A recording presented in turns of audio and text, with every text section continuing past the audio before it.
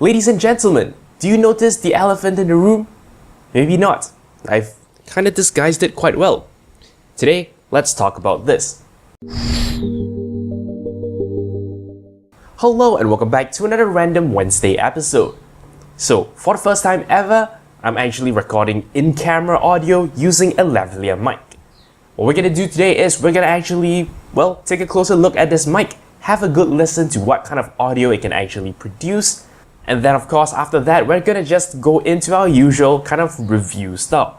And yeah, hopefully that will help you make a decision whether you want to buy this mic or not. So yeah, you're listening to the audio coming from the BOYA BY-M1 mic. Now, I bought this for $30, so as usual, I'll stick a currency conversion thingy on screen. It's not an expensive mic at all, and yet, you're getting pretty good sound out of this. Now, what you're hearing right now is actually, somewhat processed sound, but later on we'll actually listen to the raw audio coming out of this mic, so you can make a better decision. So let's begin as always by looking at the box itself. So this is the box it came in, nothing too out of the ordinary here, but some of the specifications at the back jump right out. Basically, this mic is a clip-on, omnidirectional condenser microphone. Now, you know the deal about condensers. They're great for basically narrations and voiceovers. They're just really good at capturing all the nuances. And one special, particularly interesting feature about this mic is that it works with many types of devices.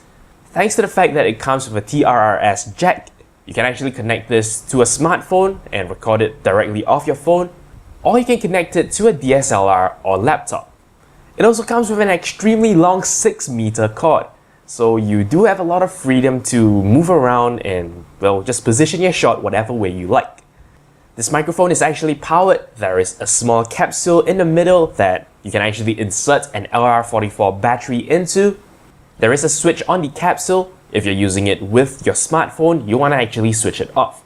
Otherwise, you have to switch on the mic for DSLRs and computers.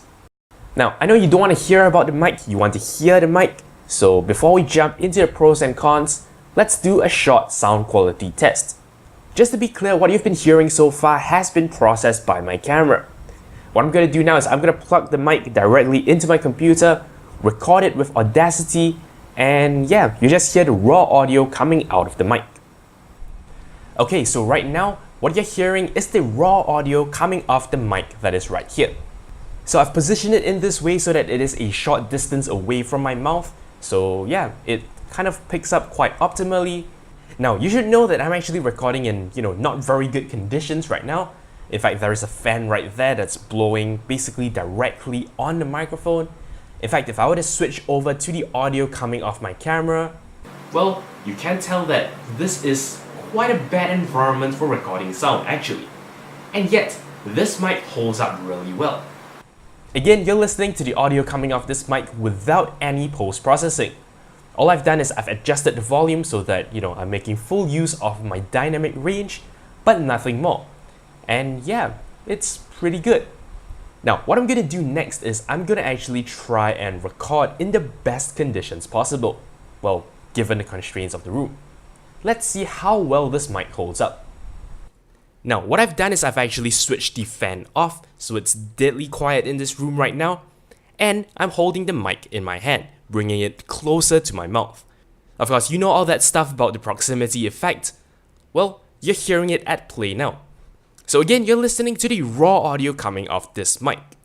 Now, do note that the windshield is still on, so I'm gonna pull it off, and then you're gonna hear, the real raw sound coming from this mic. So here goes. Okay, so now it's off, and as you can tell, the windshield actually doesn't change the audio much. What it really does is it acts as a pop filter. So when I go pop, right now I can see, the sound distorting. I'm gonna put this back on, and if I were to say pop again, I'm not seeing as much distortion as I've seen earlier on. So yeah, hopefully you're convinced the quality of this mic is really good. So yeah, that concludes the sound test. In fact, I would say I am very pleased with the quality of the sound. Now, depending on your configuration, it may sound a little bit on the hissy side, so you may have to do a little bit of equalization to get things, to that sweet spot. But on the whole, I would say it performs really well. I'm comparing this to my actual condenser mic that I've been using for many years now. It is actually more robust to noise and basically picks up sound as well. As mentioned, the sound quality may be a little bit biased towards the high sides, towards the trebles, but it does capture the bass properly.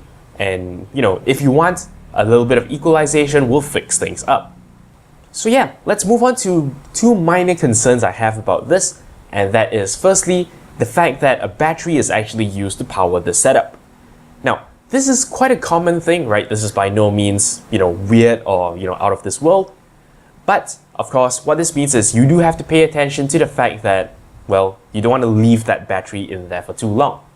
If you're not going to be using this mic for an extended period of time, it's probably a better idea to remove the battery in case, it leaks and destroys everything. When you're done with a shoot, you'll of course want to remember to switch it off. Otherwise, well, you drain the battery. So yeah, these are minor concerns, but they are sort of some extra things that you need to think about. Another concern is in the fact that the cord can get quite heavy at times. There's the battery capsule in the middle as well as the long 6-meter cord, so you would probably not want that dangling off the side of equipment. This is so as to not place any stress on the jack itself.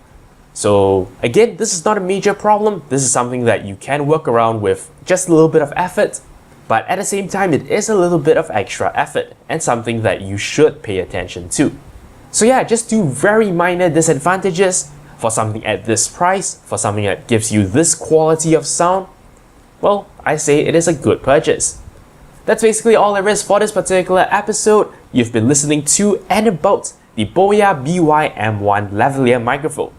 That's all there is for this particular episode. Thank you very much for watching, and until next time, you're watching 0612 TV. Thank you very much for watching.